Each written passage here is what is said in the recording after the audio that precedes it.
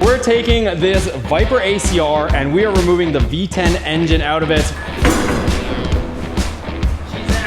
So the engine is out of the car, drivetrain is fully out. We have a massive opening. All right, so the engine is mounted, you guys. One turbo number 2. All right, so we got the Holley in-tank module in there. Flange is all made up. Pretty happy with the results. Just tacked into place a couple ways. The manifold is complete. 244mm Granatelli wastegates in place, kind of smoothing all the transitions. So this is done. All right, so we've got our power steering pump all mounted in there. So that brings us to today. So our Granatelli clamps ended up showing up. So we've got a few more of these to get on here and I can keep going. So last we were working on this, I ended up opening up the hole. So after I welded our flange for our Granatelli blow-off valve, I ended up dremeling out the hole. So that is now connected through on our flange. And then here was the sensor that I ended up mounting here. So drilled that out so it's a precision fit, and then ended up tapping this block for the screw to hold it in place since there's gonna be boost in that. It's gonna be pressurized, so we need to make sure the sensor doesn't just fly out and then we have a boost leak. So that's the way I want this stuff to sit. And then I've got a bunch of pies ready to go. And what I'm gonna do is put one of these clamps here. I'm just gonna lower it probably another couple inches, get this down there as much as possible. So that's gonna be able to separate there. And then that's one solid pipe to there. And then we've got the Granatelli floating clamp there. So same sort of deal. I left these long a little bit just so I could trim them back as necessary, because the Granatelli clamp is going to add, I don't know, whatever, that might be a couple inches or so, give or take. So just since it's gonna add a little bit of height, I also want to compensate for that so that we don't have to do a big crazy bend through here.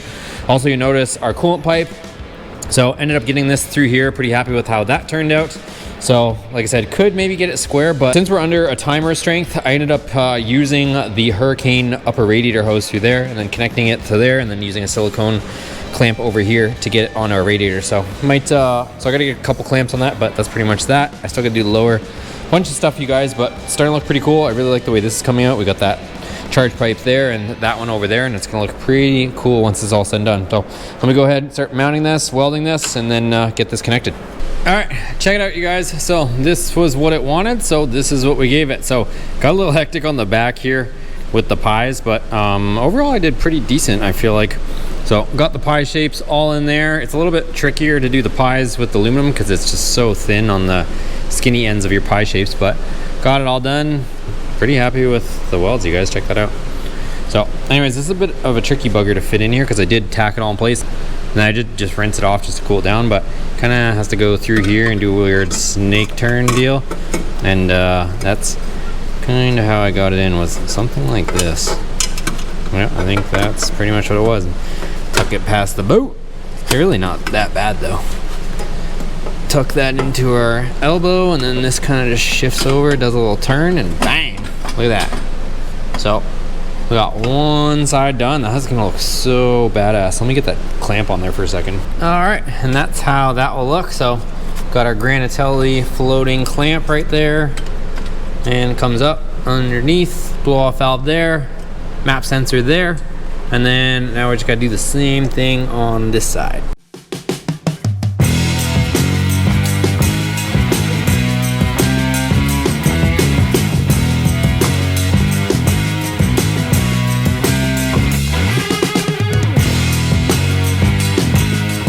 All right, you guys, I might actually be done aluminum welding, so don't want to jinx it, but here is the pipe. This one goes like this. So that goes there up to our turbo. So that's all welded. I'm just gonna clean them all out, make sure there's no metal shavings in them, clean out all the pipes, and then I'm also gonna wash out our intercooler, take that off, and while that's off, I'm gonna make up the little bracket for our transmission cooler, and then I can hopefully put this all in here and not have to take it out. So let me get that stuff cleaned up. I'm just gonna wash this stuff. You guys aren't missing anything. Wash all this, wash out this intercooler, because I don't know where this came from. We bought from Facebook Marketplace, that it blows out and doesn't get sucked into our engine. So all of our intercooler piping is all cleaned, ready to go. Also cleaned the intercooler itself, just letting it dry. And then this is our transmission cooler. So what I'm doing is using one of these factory brackets, and then I'm gonna put one more here. So I just put some welding blankets here. I'm gonna weld a tab right to this crossbar, similar to this. That'll give us our other mounting point, and then we can start running our lines. All right, there we go. So got my little bracket there, put a rib cert in the back of it, and then just cleaned out the paint right there. So we'll lay a nice weld right there, and that'll hold. This side has an L shape. This side, I'm not gonna worry about it, honestly. It's gonna be, the intercooler is gonna be blocking this all, so it's just gonna be getting, you know, some small airflow through there. It's not gonna be like getting direct hit with wind. And then also when we put the lines on the bottom and tie them into place, that'll give it a bit more strength on the bottom side also. So anyways, that's that. Let's go ahead, fire up our miller, and lay a bead right there. All right, there it is. So I'm just gonna clean it up with a wire brush a little bit. I'll hit it with some paint. I'll take this off first before that happens, but there we go. And then we got our transmission cooler mounted. All right, really happy with the way that came out, you guys. So looks real good, painted up, and honestly doesn't look any better or worse than the factory one. Actually, my weld looks better. That one looks like they're lacking on the corner there. But that's that. And then we've got two 90s. We've got two 90s from Earl's off there. And then I got this as well. So this is a smaller coolant reservoir. The factory one pretty much occupies this whole space. So this was based off the supercharger kit that we were originally going to put on the V10 that was on here. So this goes right here. So I had a good location for a smaller coolant reservoir. And then our intercooler pipe is going to wrap through there, go through that hole. All right, check it out, you guys. So just getting everything sorted out. So our lines from our oil cooler, I ended up getting those made up, and then I just flushed them out and letting them dry. And then we also got this accumulator from Moroso. If you guys don't know what an oil accumulator is, essentially it's got a big piston in here, and then it has pressurized air on one side. So the pressurized air is lower than your oil pressure, and what happens is when you start the vehicle, this thing fills up with oil, maintains air pressure on one side of the piston. I'll link a video for you guys down below, but these things are really cool.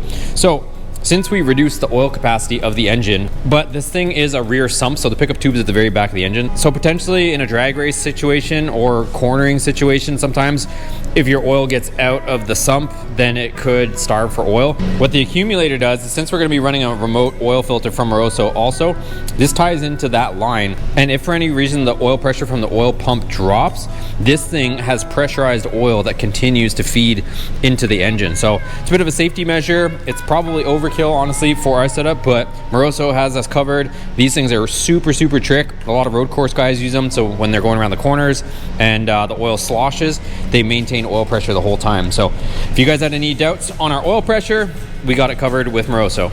And what I'm working on right now is actually just getting all of the snake of hoses through here. So I ended up getting our coolant line, doing a 90, a 90, then I'm gonna do another 90, and then come across here and tie into that factory lower coolant hose. So I'm just making up those, and then our upper lower radiator hose will be finished.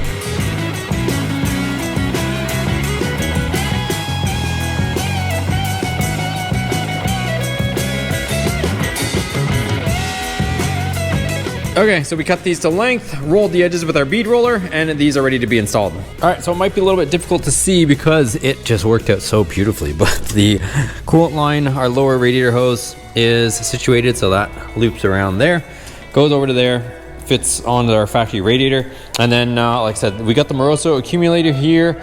I gotta make up a couple brackets for it, figure out how I wanna mount that, but I think that's gonna go there. It's gonna tuck nicely. I could put it here, but reason why I don't want to put it on this crossbar is because if we want to make a cold air intake for our turbo and go right here and line up with that NACA duct right there, then if I put that accumulator there, then I won't be able to run that piping. We won't have enough clearance under the hood. But if I leave it and I put that there, then we will. Other thing I've got is this Moroso remote oil filter, and super trick unit, you guys, made out of all billet aluminum, as you can see there, and it's anodized. And this is also going to tie into our accumulator. So I'm looking for a spot to mount this. I think I am going to mount it down here, so it'll fit beautifully right there in that space. And then that way we can get our oil filter. So I've got this massive OEM Mopar oil filter, and you can use whatever oil filter you want. It has a bunch of adapters with it and whatnot. So what will end up happening is, from our oil sandwich, I'll show you guys that once we go up, but we've got a Moroso oil filter adapter, so we don't have to have the oil filter down there, and it's going to keep that low profile that we're looking for. And it's going to come up, loop into here, it's going to go to the inlet, the outlet, but then see this plug right here, this other inlet? we're gonna remove this here, and that inlet is gonna run on a line over to here.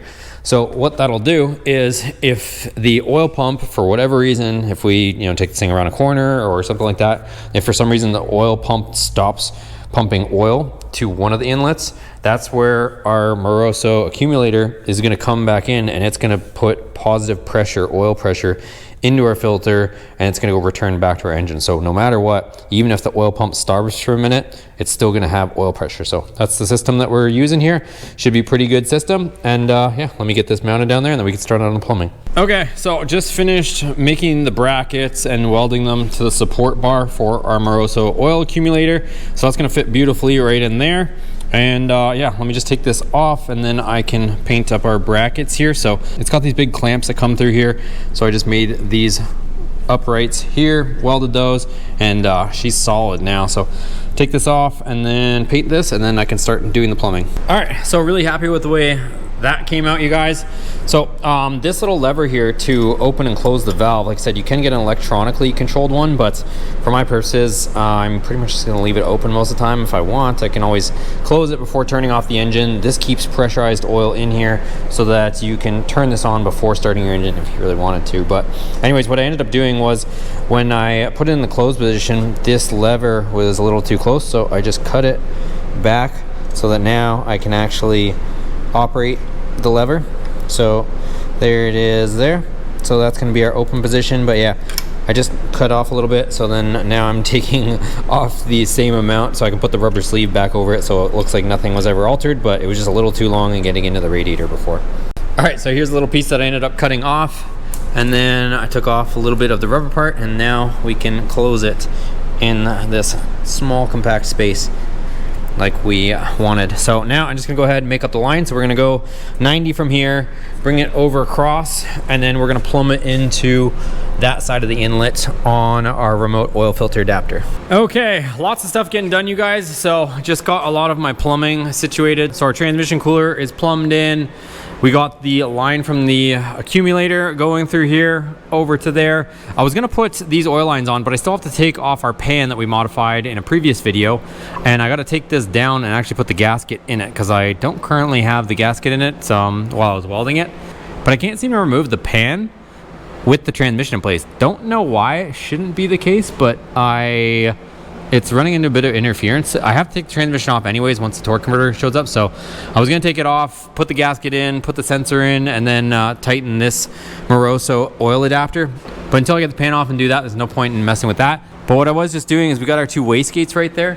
So I went ahead and made up the two dump tubes. They look pretty cool actually. So there's those. I'm just gonna TIG weld these all together, back purge them, and this one was pretty easy. It was a straight with a little 45. This one I had to go and do a little bit of a snake, but you'll see once they're installed. Looks pretty cool. All right, check these out, you guys. This came out so freaking nice. I'm definitely getting better with my welds. So those are our two dump tubes. Again, welds came out really nice in my opinion. Just getting better and better at it. So those are those, but look what just showed up. Our torque converter from Pure with a high stall just got here. So I'm gonna go ahead, like I said, I've been waiting for this for a little bit, and I wanna get that in there. So let's go ahead, drop the transmission down, and at the same time too, once the transmission's off, we can take off our oil pan, put all the gaskets in there that we need to, put the transmission back up, and then we can get one step closer to firing this thing. 5 million things happening. Also from Earl's, we ended up getting this fitting for the power steering rack. So this takes it from the power steering rack fitting to a 6AN, so we can connect it to our electric power steering pump. Okay, so we got our transmission down, and I actually went ahead and just dropped the oil pan, got the gasket back in it, and put it back up. So that part's ready. And then what I'm doing right now, I wanted to run AMS oil in this, but it's not going to show up in time, and I need to get this in here. So we're just going to run the ZF fluid in it. So we're going to go ahead, start filling the converter, try to get this as full as possible, and then we'll put it in. And then I'm also going to fill this up as much as possible with the transmission down, because it's going to be a lot easier, because once it gets in the chassis, things get pretty tight in there. But I'm going to do my best to fill it as much as possible, and then we'll slide the converter in. All right, so we got quite a bit of fluid in there, so I'm going to go ahead, pop it onto the transmission, and then, like I said, see how much fluid I can put in here before putting it up.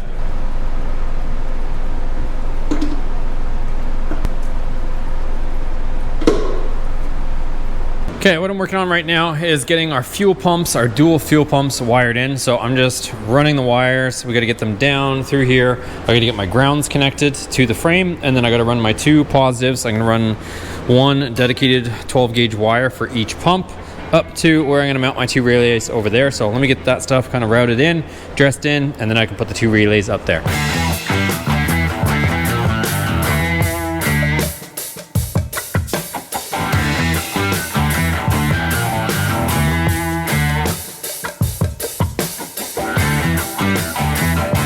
All right, so I didn't bore you guys with filling it up with fluid, but I filled it up as much as I could. And then now I'm gonna go ahead and put the flex plate bolts in. So this doesn't have an access cover on the Hurricane engine, but it does have access through the starter hole. So let me go ahead and get those flex plate bolts in there and get those all tightened up. All right, so tightened up our flex plate bolts, got the starter motor in there. I also attached our oil lines, tightened those up. I still haven't tightened the fuel line because once we get the fuel system up, I just want to flush that out quickly. What I was working on right here is I want to show you guys this, kind of just the way the auto stuff is going as far as the auto industry. Non-serviceable clamps, like nowhere at all to pop it off. I had to break out our little Dremel here, split this one just so I could get this hose off here, because I need a different hose on here. This isn't gonna work for what I'm trying to do. All right, so I'm gonna have to figure out a hose to go from there to the bottom of our reservoir, but I'll figure that out later. What I'm messing with right now, just kind of running all over the place, getting things ready so that we can fire this thing up. Just getting our fittings with Earls. So we've got I got a 45 on there, and then kind of just arched it nicely through there. And then I've got an Earls straight. So this is a 10 AN drain line. Managed to just weave it and carve it through here. I will be putting some heat insulation around this also, kind of like what you see here. So that'll be wrapped around there, but it's gonna have nice clearance through there. And our dump tubes will fit nicely through there also, and nothing will touch and whatnot, but we'll just put some added insurance down there because things are getting tight down there. So other thing I got to do now is our feed line. So let me make up our feed line again with our Earls hose.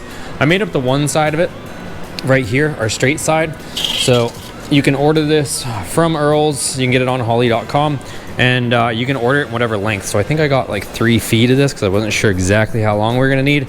So I'm gonna put my straight fitting down there, and then I've got a 90 that's gonna go in the turbo. We'll measure it to length, cut it, and then we can put our end on there. And then we've got this beautiful stainless line for our oil feed line for the turbo. All right, so I got the routing that I like on this. Kind of weird because you're initially looking at this and you're like, oh, this is the hot stuff, got to keep it away from this. So I started routing it around here, and I'm like, well, this is an exhaust manifold. I don't know how hot this gets, but it is an exhaust manifold. So I'm routing it down, around, and then through here. I think it's going to be my best bet, just keeping away from any heat sources. And then right like that. So might have to put a tie or so on that just to keep it, but that's where I want it to go. There's our Earls 90-degree fitting there, and we'll cut this, and then I can put the end on there, and then our feed and return line should be done. All right, so right now I've got the manifold, the wastegates, everything is off on this side. I want to show you guys just some of the stuff that I do on a lot of my builds, or at least stuff that I like to do. It's going that extra mile to make sure that we don't have failures. So what I've got is these push to connect fittings here on our wastegates. These are a nice swivel seal type connection, and we've got one for the bottom and the top of our wastegate. I want to show you guys here. I'm just testing it with our line. So let me show you guys. So what happens is when you put pressurized air on the bottom side of the wastegate, you got the bottom, there's a diaphragm in here, a spring, and then you got the top. So what happens is if you need to open the wastegate, you apply pressure to the bottom. If you need to keep it closed, you apply pressure to the top. So we're going to be also using a boost control solenoid so that we can balance these pressures. We can electronically control this, but it's pretty cool just to make sure that your work is good and all your seals are tight. So let me show you guys that. So I've got just pressurized air here, and you'll be able to see as I put air here, the piston will retract on our wastegate. So check this out. So if I put pressurized air here, I'm gonna keep my thumb over top of it. As soon as I let go, you can see it returns. So that's essentially how the wastegates work. Let's get these on the vehicle. All right, guys, we are getting real close to firing this thing up. I'm just doing a little boost leak test. So I just got some soapy water. I have pressurized air going through the inlet of the turbo, and then I took off the inlet pipe over to our throttle body, and I've just been spraying soapy water everywhere, making sure that all of our joints are good, all of our clamps, and everything looks good. Only thing is just it's coming out of the blow-off valve because we don't have positive pressure on the side to keep it closed. But other than that, I'm not seeing any bubbles forming around our Granatelli clamps, any of our welds. So just doing like that. Only spot is I do know for a fact it's coming out of the blow-off valve right there, just because there's not positive pressure holding it right there. As you can see, probably some bubbles around there. So pretty happy with all that. So I'm good with that. Like I said, I just want to make sure there's no like major air leaks or wasn't able to hold any PSI at all. But like I said, it's just coming out of the blow-off valve, and that's about it. And just as further proof as to how much air this thing is holding, so she's holding pressure. It's just the blow-off valve. Like I said, I could, if I really wanted to, put pressurized air to the top of the blow-off valve to hold it down, but not needed. We're good to go. I'll show you guys where we're at. I've kind of been filming and not filming just because I'm trying to get this done as soon as possible so that we can get this thing running and get to testing. So I've got our intercooler piping all connected right now. We boost leak tested it. We're good there. I ended up wrapping our drain line with this heat protective sleeve here, so we're good there. I'm not sure on our wastegate springs just yet what spring pressure I want to run, and then I also have to put the dump tubes on there, but I do want to fire this thing for the first time, just get it situated. I also have a controller coming for our power steering pump today at some point. What else? And then right now what I have is our fuel pumps are all wired in, got all that situated. We installed this fuel pressure gauge from Holley, so we want to run quite a bit of fuel pressure, so I got a pretty high measurement on that. So and then we'll adjust our fuel pressure with the Holley fuel pressure regulator here. We can adjust it with the set screw. What I did right now is I just took off my actual fuel line, and I'm gonna cycle the pumps just in case there's anything in it after making them. Like I said, I've flushed out every single line, but just to be extra precautious, we don't want to mess up our high pressure fuel pump. So we're gonna just cycle the pumps into this bucket, just get a little bit of fuel running through it, and then I'll connect my actual fuel line. Our starter motor is connected. We've got that positive power there. I haven't put on the solenoid just yet, so we can click that on. Get that all situated. I'm gonna fire it up just quickly, nothing too crazy. I also am gonna put water in it, but for our first quick little fire, I don't think I'm gonna put water in it just yet because I wanna change out a couple of these clamps. Some of the clamps that we ordered, like I said, I'm trying to order things and trying to be proactive, but some of the clamps that I got, I'm not too happy with the quality of them, so I ordered some higher quality ones, hopefully. And then what else can I show you guys? The exhaust. I don't have my exhaust built just yet, so that's the other reason we're not gonna let it run for any length of time, because the exhaust is literally just gonna be hitting the windshield. So but I do want to fire it up, and then hopefully tomorrow or so, as of the making of this video, I'll be able to actually make my exhaust. But that's where we're at. As far as interior stuff, we're working on getting the AEM screen programmed, our shifter, and our gas pedal, but again, all stuff that I don't necessarily need to have just to fire it for a couple seconds. So let me put some oil in it, let's flush those lines, and let's see where we're at. Also, here's my wiring here. Kind of got everything tucked in, got my fuel pumps all wired in, and kind of just cleaned all this up. I'm gonna have to mount this with maybe some double-sided tape, a little heat shield here, but all little stuff that I can address at any point. Oh, now it's coming out. A lot? Yeah, well, there's a lot of water. Not water. It's not water? Oh, then, yeah, there's a lot. All right, so that was 3 cycles of the key, and it already filled up that much gas. So definitely moving a ton of fuel. So now I can go ahead, reconnect our fuel line to here, and we'll see what our fuel pressure is once the rail and everything pressurizes. Okay, so we installed our line. We can take off our tape telling us that the line is no longer tight, and we'll cycle the key and see what fuel pressure we're building. All right, so we've got about 60 PSI on there right now. Let me double check a couple things. Probably end up turning this screw down a little bit more and adding some more. Okay, so we turned up our fuel pressure, we got that decent. Let's go ahead, we'll put some oil in it, and then I think we can crank it. A little nerve-wracking, but I think that's where we're at. All right, well, she's got oil in it. We don't have an exhaust, but we're gonna build that here shortly, but I think it might be ready to crank. We don't have our wideband O2 sensor hooked up because, again, we don't have an exhaust, but we wanna make sure it at least fires. And right now we're starting it with paper clips because I don't have my switches hooked up, but we need to start this thing. So let's see what happens.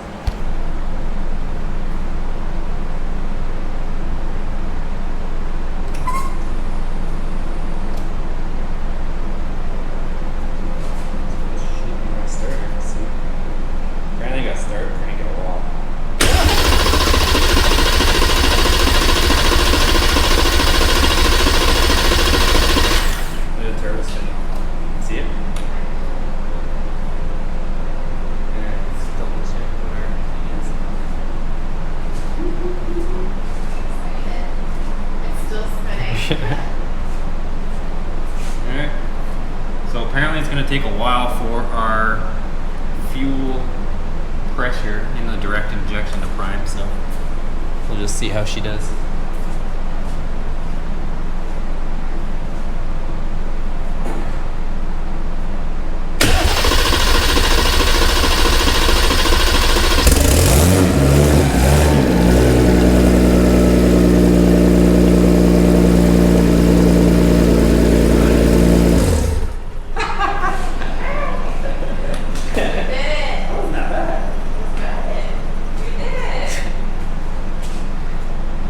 Alright, so I just want to double check. Like I said, I just want to start up quickly. It runs, but I want to double check, make sure we got oil pressure and all that good stuff. Alright, so just looking at that quick little log. So we're building oil pressure. Like I said, it's probably got a bunch of air in it, if anything. And we've got to fill up oil filters, lines, all kinds of stuff. And, you know, remote oil filters at that. So anyways, it showed we were running like 32 PSI of oil. So you can see it up there. It's in KPA. But doing the conversion on KPA to PSI, we're like 32 to like 21 PSI. So again, we only let it run for just a brief second, but I wanted to make sure we're at least building some oil pressure, and we were. So yeah, might fire it up again a little bit, but again, still got a bunch of wiring to do, and I need to make that exhaust pipe also, but she runs. All right, we are working on the car. We got Brett here. We got 4-inch pipe. We've got the hood. What are we gonna do with the hood, Brett? We're gonna cut it. Which everybody wanted to do, except me. They didn't give us enough likes to save the hood. So yes, this is a Viper hood. The Viper is screaming, "Help me!" And we got the blanket. And I'm not even talking exhaust yet. See this big bump from our HPT turbo? We did our best actually to save the hood. Try. But this huge hump is getting into this part of the hood. This is, you guys are gonna like this part. This is the structure of the hood. So this ribbing here, the actual hood line is a lot higher. So what I'm gonna try to do right now is gracefully cut this ridge without hitting the upper layer with a cutoff wheel. Can Wreck-It Ralph cut it? So that's our game plan. We got the blanket down. It's gonna be messy. It's fiberglass, but we're gonna take some weight out of the hood. But what about we're not going to talk about it one cut at a time. So okay. Let's cut that. We got our marks here. There's already a hole here, so don't get mad at me. Somebody already put a hole in it from the factory. We're going to pretty much cut in line with that. Got to take this ridge out, and hopefully that'll clear this bump.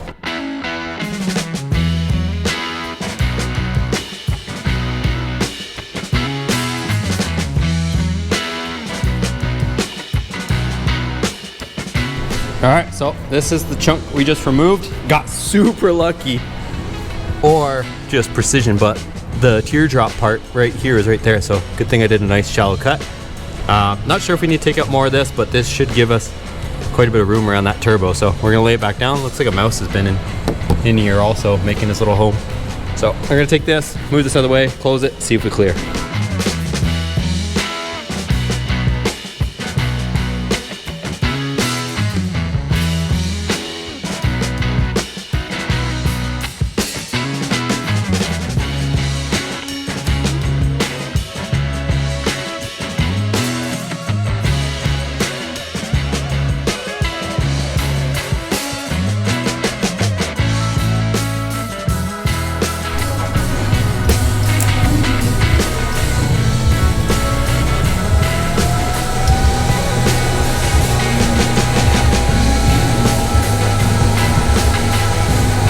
All right, let me get you guys caught up to speed because it is Saturday pretty much before. We got T-minus a week or so before we actually have to leave.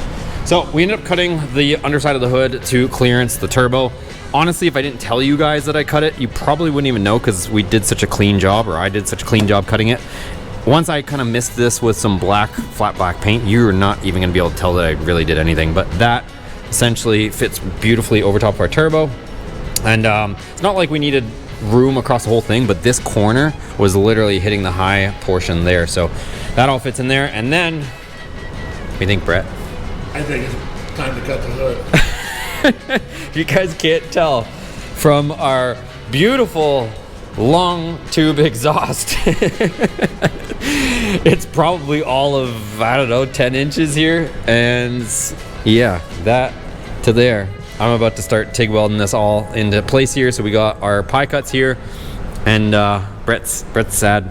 I'm very sad. He went from cut the hood to don't cut the hood to cut the hood to Don't cut the hood. but now you're back to cut the hood. Cut the hood. So he flip-flops like a fish, and now he's back to cut the hood. But you know one thing I'm actually certain of? Do you know what that is? We're cutting the hood. No, you gotta like, subscribe. Oh, share, that is true. right? That so is help true. Your boy out. That is true. What we try to do is, obviously we don't have a whole lot of room on this harness, so, and I can't mount it here, and I can't go way over there with it, and also I kind of wanted to leave this clear. If I've got enough time, I'm actually going to make an intake that goes up to that NACA duct for a cold air intake on the turbo, but it's besides the point. This had to land here. I wanted to keep some of this heat away from here, and we are trying to land. If you look at the tape marks here, you guys know I like to do stuff clean. Yes, we're cutting the hood, but it's gonna be honestly so cool that I almost have to. But even though we're cutting the hood, I'm not doing a hack job. We're gonna make it look as clean as possible. These two tape lines are the silver stripe that is on the car, and we are doing our best to get the exhaust smack dab in the middle. And I also have to keep it away from this plastic cowl. So that's why I have it corkscrewed right there super tight. It's close to the valve cover, but it comes with this heat shield. And I was just showing Brett, the original factory turbo was literally right up against it anyways. So it lived in a factory location similar to this. So I don't think we're gonna have an issue. I'm probably also gonna add some heat tape there. If I still have issues, I haven't showed you guys yet, but I did end up putting heat wrap on the dump tubes down there. I can heat wrap this whole thing, and we'll be fine regardless. So that's the plan. I'm gonna TIG weld this all into place, so I'm gonna back purge it, get it all TIGged, and then what? For the Viper enthusiast, how much you think this cowl? Me and Brett had to look it up, and actually Brooke looked it up, but we were looking to see how much this was if we end up melting this. And this piece, I think the cheapest one we found was 800 bucks for a piece of plastic. So I was debating not running it, and then it would kind of solve a lot of our issues as far as being able to, make our exhaust right here. But it looks so stupid without it. There's like a 4-inch just gap that you just see, like seam sealer and just random stuff. So anyways, that's the situation. Let me weld it, and then you guys better say a prayer for the hood, because it is getting cut up. All right, well, we asked you guys, what should we do with this 1 of 26 Viper ACR hoods? Should we cut it? You guys answered. We put a poll out. Now it's time. I think right about here should be good. We'll see. Yeah, I think I like this.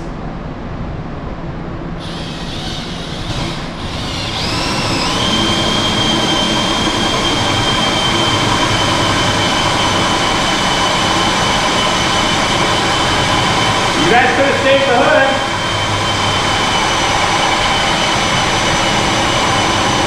Didn't have to happen like this.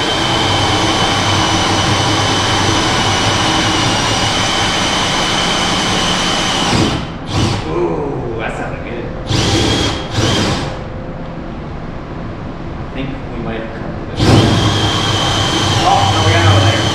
Oh, there she is. She's through. You guys, you could have saved it.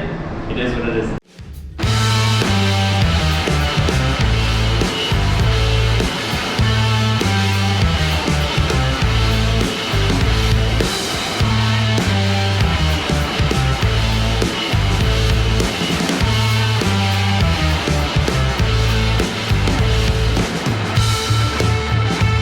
All right, guys, many hours of cutting, welding, grinding later, and we've got our hood exit exhaust. So got this beautiful trim plate around it. It's gonna point that way, but it's gonna go out over the windshield, over the side here. So look at how crazy this looks, you guys. So you guys know me. I wanted to do a hood exit. I wanted to do something a little bit different, but I had to keep it clean and I had to keep it tasteful.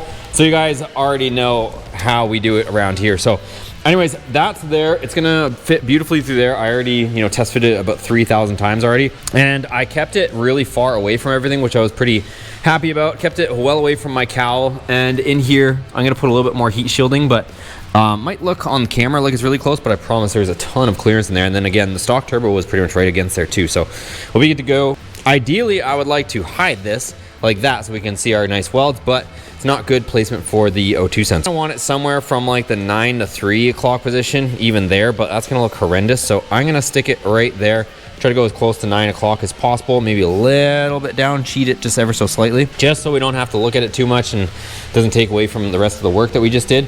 Other thing is I finally figured out where I was gonna mount my hood latch. If you guys do or don't know, the hood latches for Vipers are mounted in the front bumper, and with our front mount intercooler, it was impossible to get the cables through. So what I'm actually gonna do is mount it here so that I can just reach through the NACA duct and open the hood, pop the hood release without having to mess with, you know, buying longer cables and all that stuff. And then check this out, you guys.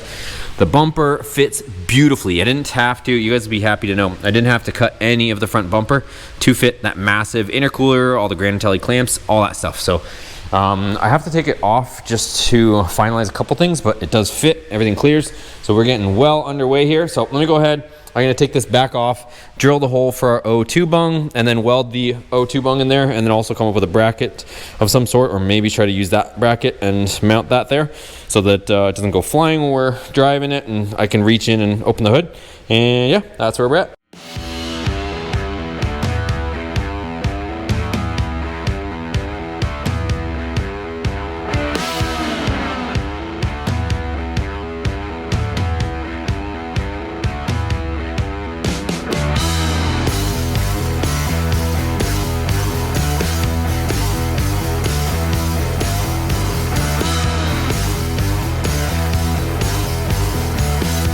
All right, there's our O2 sensor bung, looking amazing, may I say. So that's on there. I can put this back on the car. All right, just taking extra precautions, you guys. I have a mess here, and I actually bought a new pickup tube because I wanted to modify it a little bit.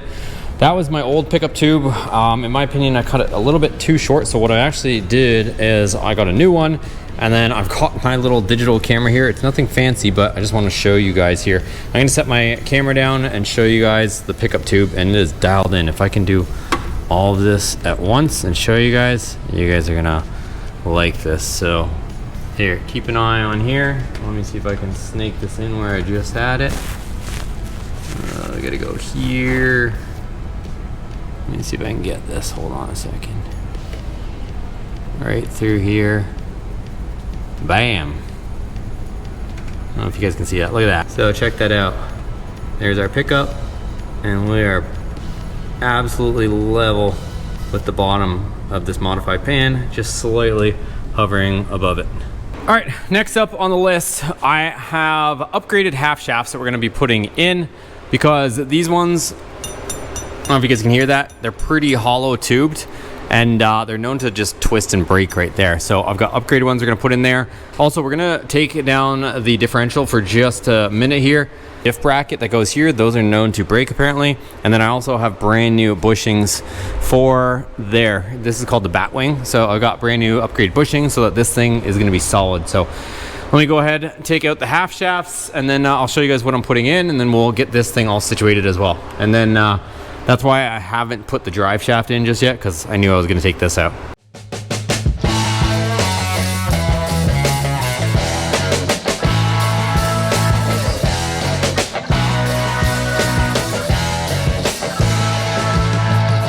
All right, it's been a while since I've taken the diff out of this, and as soon as I started dropping it, I remembered that the Batwing, when you get down to here, it doesn't clear the frame rails, and you have to do this weird swing with it and try to like lift it down. So I ended up getting it down. I'm gonna give it a quick pressure wash just to clean it up a little bit, and then we'll press out our bushings. And this is the piece that we're changing out. I'll show you guys that piece too. And then as far as half shafts, I do have to take out the shock, so the lower fork of the shock. You're not able to pass it through. Maybe you could if you took the caps off the bearings, but I don't want to really take the caps off, so I'll just take the shocks out because I actually have to replace those anyways. All right, so I was gonna change out the Batwing bushings, but it's a little more involved, and I kind of have to customize the bushings. If you guys do or don't know anything Viper related, there's not a lot out there, and if there is, there's a huge Viper tax, or you have to try to fit other things. So those are actually Corvette Batwing bushings that are supposed to fit, but then I gotta modify it, and I just don't feel like doing it right now. These bushings are in decent shape. I mean, at worst, it might be a little bit more play, but honestly, these bushings are really tight. I did want to swap this out though, because this is known to break. So this cast piece snaps, and then all hell breaks loose. So this is a billet piece. Kind of annoying though, like again, when I was talking about Viper tax, this was $400 for this tiny little thing. And then it doesn't even come with the sleeves. I had to press the sleeves out of my factory one into there. So anyways, that's set, ready to go. So I'm gonna go ahead, prop this back up, get it back in the car, and then I have to take out the rear coilovers to get the half shafts in. So let me start getting on that and get it done. All right, so diff is in, and then what I ended up doing is bringing it down. I took out the BC Racing coilovers. We're actually gonna be installing new coilovers. And then here's the stock half shaft. And then here is these beefed up ones. These are a heavy unit, you guys. So definitely a lot more beefy, brand new Spicer 1350 U-joints on the end. So good to go. These are a much more durable unit. There's no way we're breaking these bad boys. So there's that. And then I kind of just probably, I don't know if you guys noticed it or I even showed it, but here is the wheels, the beadlock wheels that Calvo ended up lending us. So we got the Bellic beadlock 15s, and then of course the sticky Mickeys on there. I got to mount the other one, but that's gonna be going on there also. So let me go ahead, get these half shafts in there. It's not a whole lot. It's not a whole lot of room to work either. I will say though, I gotta appreciate working on the Viper compared to my C5 Z06. This thing is so much easier to work on. Just things like this, like changing the half shaft, that was fairly easy. Just take the shock out, and I didn't even have to remove any of the suspension. Both the double wishbones stayed in place, and I just literally just 2 bolts, shock came right out. So anyways, let me work on that, and then I'll show you guys when that's done. Okay, it's the next day. I just want to show you guys kind of what we're doing. So we got the Mickey Thompsons, the sticky Mickeys, mounted to our beadlock wheels. And then I went ahead, I just did a few things that weren't overly exciting, but got them done. Got my new coilovers in the rear, and then I bled all the brakes. And then what I'm working on right now is getting this pedal. So kind of a rat's nest right here, the wiring and modules and stuff. But our gas pedal was originally cable operated. We got to put an electric one in there. So I took it off, and then I also, these pedals are manually adjustable. So right now it's got a cable stuck to it, even though I took the throttle cable off it. So I have to take this dash panel off and the cable from that knob right there so that I can actually get the whole thing out. And what I'm doing also is I just got a piece of metal, and actually funny, checker plate, rusty checker plate. And here's the electronic pedal, and I'm just tracing it out, and then I'm gonna make a bracket that bolts to the car. So that's the plan, and I'm probably gonna have to, I will be honest, I gotta give credit where credit's due. I watched Throttle's video from a couple years ago of how they made the throttle because they needed an electronic pedal for their Hellcat swap. And what they ended up doing, and pretty much what I confirmed when I looked at it, this pedal is on such a weird angle that they cut this off and then just made their own pedal and bolted it to the actual plastic portion. So that's what we're gonna do as well. It just saves me a bunch of re-engineering because I know they had to go through a bunch of versions to figure it out. So this is just gonna save me time. So let me make this, and then we'll cut the pedal off and then make our own pedal. All right, so pedal is mounted. So I wanna show you guys this, but this is the problem is I am all the way to the transmission tunnel with that bracket, but the pedal is almost touching and it's a really weird angle. So it has full swing, but now we got to cut the pedal. It's all plastic, and we got to make a new pedal where it should be, right about there. So let me get to cutting, and we'll modify the pedal, but at least it's mounted. And now we got to make the pedal somewhat normal looking because there's nothing we can do about this big curve that is in the plastic portion of the pedal. All right guys, still working away. I'm looking homeless. I need to shave. I got the gas pedal done. I actually painted all the bracketry and the actual pedal itself. I'll show you guys that. It's just drying right now.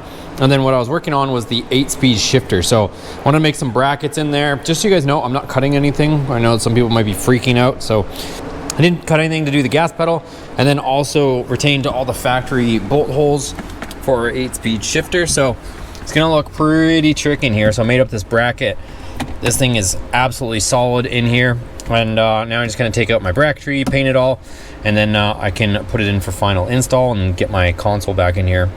But actually, before I put the console in here, I am gonna be taking out this stereo. We do have to put some race switches.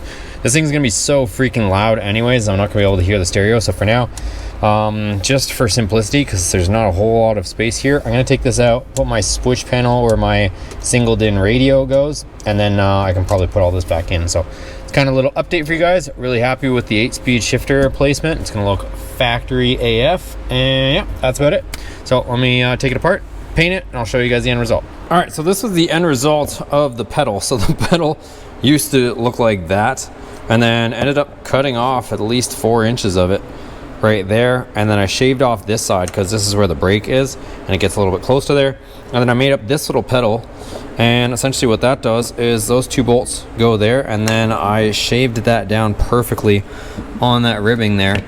So it's got the support from the pedal, and those 2 bolts fit in there beautifully like that, and it completely changes the pitch of the gas pedal. So if you can figure, it's pretty much like that. Now we've got a normal gas pedal, because before, the way that they have this thing, it was like the gas pedal was like this. So if you mount it to a firewall, which most firewalls are mostly 90 degrees, you got your pedal like flat, like almost parallel with the floor. It was very odd. So now, like I said, that goes on there. If you mount it with your firewall, you've got a pedal that looks like a pedal. So pretty cool little mod that I did. Very simple. And then, yeah, I'm gonna go ahead and bolt that together. And then here is the adapter plate. So this goes into the 2 original holes for the gas pedal. One of them, I ended up just kind of doing whatever. Like I said, I got to get this done, and I'm trying to go faster. So getting some stuff done, but still doing it cleanly. But ended up tacked it in place, and then took the head off of the bolt, and then welded it down. And then this one doesn't get in my way, because where this actually mounts is like this. If I can do this with one hand in the camera. So that mounts like that. So I had to make sure this one was flat, and also on the back side of this, those had to be flat there where this goes onto the firewall. So that's my bracket, that's my pedal, and now I can reinstall it. And there's how she looks all bolted up. So pretty cool little design there. I'm pretty happy with the way that came out. All right, so another day, and we are working on the car. So let me shut this dinging off for a second. I'll show you guys what I'm currently working on. And like I said, I apologize if my shirt changes, my hair gets shorter. It's just days and days, and I'm just working on stuff because it is right now Wednesday, almost the 1st. So Friday is the 1st of August, and we have to be racing August 9th. So we're like a day or 2 left in July, and then it's August, and we got to be there on the 9th. So here is our shifter. I got that bracketry all there. Really happy with how that all worked out. Here is my control panel that I built for the switches. So we got all the switches there, and that's going to replace that single DIN there. So that worked out beautifully. And then I also have a controller for the electric power steering, and then I've got a knob to adjust the duty cycle on the pump, so you can make stiffer or softer steering. It's pretty cool. I'll show you guys. So right now I have it so it comes on. If you guys will be able to hear it. So when I turn this key, so power up the actual car, you'll hear the pump. And the more I turn this knob up, hopefully you guys can hear that, it's changing the duty cycle of the pump. So it should, in theory, be making our steering heavier or lighter. It's probably got some air in it though. That's probably why you're hearing a little bit of weird out of the pitch. But pretty cool. Anyways, that's our electric power steering pump. All right, you guys, I gotta be honest. I've sinned a little bit with you guys. I have cheated on you guys, and I've driven the car. I've driven it a bunch actually, but hear me out. Your boy just became an American citizen. So in amongst all this 30, 45 day build that we have to do for Dodge, I also applied for my citizenship. I'm a Canadian, and they scheduled my interview the week before the event. And these interviews take like, I think it's been like 8-9 months to get it. So I can't reschedule it, and it's like a big deal to reschedule it. So I had to do it. So I had to study, I had to go for the interview, but your boy is a proud American now. So give me a thumbs up in the comments, you guys. So finally, after living here full time for 10 years, I can actually say that this is home. Even though I've spent crazy amounts of money living here, I have always just been a visitor here. So it's nice to finally be a citizen. But anyways, I drove the car, I went to alignment shop, and the car is running, driving. Sorry if there's fan noise. It is like 1,000,000 degrees out, and it's still at nighttime. So we went ahead, we drove it. I've done a bunch of data logs. Let me show you guys a few clips of it here.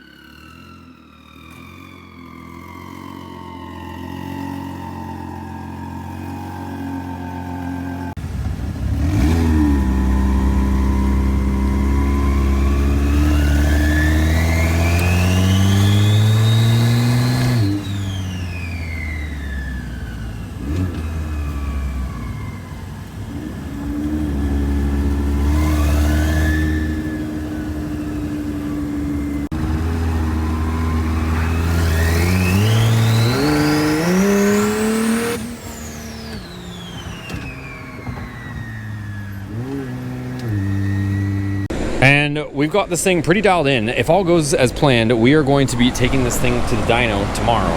So that's what my game plan is, but I'm gonna switch it over to race fuel now. So right now I'm still on whatever fuel was in the Viper before we did the whole swap. So some sort of 93 fuel in there.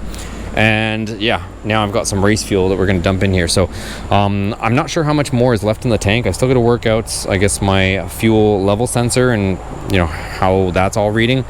So I have no idea what's in there, but what I am gonna do is get an empty jug. I'm gonna disconnect our fuel line off of our rail, and I'm going to cycle the pumps, turn the pumps on, and we're gonna empty out the fuel. So that's the plan right now. Put it on race fuel, and then yeah, I can continue with the tuning and all that stuff. All right, guys, this video I feel like is very long. I kind of combined 2 episodes into one just because I had been so busy working on this. Like I said, your boy is now a proud American. I had to get that knocked out, and in conjunction with me being pretty much the only one working on this, with the exception of some of the people that you saw in here as well on this video helping me, and a few others as well. But really, it's just been me working on this non-stop, grinding, getting this done. Everybody that's helped me, thanks to those guys as well. They know who they are. But here it is. I've changed a bunch of different configuration stuff. I did find out that some of the tires I wanted to run from Mickey, I've got Mickey's on it right now, but I'm gonna end up putting a different one on at the event. But this is kind of what I've been playing with. A lot of testing. I also know that a lot of the competitors are watching my videos, so I kind of can't, you guys know I don't really keep secrets on this channel, but in this circumstance, it's a race, it's a grudge race, and I know the competitors are watching this. I'm on to you guys. But I don't want to give away any of my secrets and stuff that I've figured out, because I've spent a lot of time, a lot of money, and a lot of effort in making this thing an absolute monster, you guys. So I do know Racer X is supposed to be dropping a video, so you guys will be able to kind of watch that. That's going to probably drop here a little bit before the actual event. But car is dynoed. We got it all tuned, dialed in. I'm gonna drop the dyno video for you guys after we actually race, and I'll be telling people exactly how much it made and all that stuff after the fact. But check this out. So look at how this is kind of all coming out. It looks really, really cool in my opinion. I've been running it, we've been dynoing it, doing pulls, all that stuff, and it works beautifully. It's never once rubbed on there. So right now it is Sunday night before the event, so less than 1 week. I've got tomorrow, Monday, to basically get the car stickered up, deckled up for our sponsors, get all them on there, do a little tiny bit of testing, and then I gotta load up the trailer and we gotta get on the road for Tuesday morning and head all the way up to Detroit. So I want to get this video out for you guys. Like I said, it's not the end of the series though. I'll go more into depth, tell you guys a little bit more behind the scenes. Unfortunately, I got to keep some of my cards close to my chest until we actually race, but I can guarantee you the competition is in trouble, you guys. You guys know how I do around here. I don't mess around with this stuff. So that's pretty much what I'll say for that. Also, thank you to everybody that congratulated me on finally getting through the long, enduring process of becoming an American citizen. I can tell you firsthand that it is a process. I've spent thousands of dollars on it. It's been just stressful, and I've done it all and gotten all finally over with, and I'm just glad it's behind me because it was a stressful process, and I've just silently carried it on my back for years. And I've lived here for 10 years, and then finally, even after, you know, investing thousands and thousands, hundreds of thousands of dollars here in this country, I can call this my home officially. So I was a permanent resident before, but even that, it's like I wanted to finally be a citizen. Also, if you guys saw, I got a pretty cool Miller helmet. I ended up buying this because I was just tired of using my cheap no-name one, but this thing is badass. So got this military armed forces Miller helmet, and it is awesome. So now I can actually see what I'm welding, so the welding's only gonna get better. But anyways, enough for this video. I gotta go to sleep. It's like 11 o'clock on Sunday night, and I've got one more day of just getting stuff ready, getting stuff loaded in my trailer, and then we're getting out of there. So make sure you guys try to attend the event if you can. I'm gonna have my booth there. I'm gonna be right next to the direct connection booth, right next to Radford Racing School. So if you guys are there, come stop by the booth, grab some merch, say hi to your boy. I'm also gonna have the Hellcoda there. So the Hellcoda and the Viper will both be at Roadkill Nights in Pontiac, Michigan on Woodward Avenue, and it's going to be amazing. This thing is not going to disappoint. You guys don't want to miss this. So thanks again. See you guys in the next video.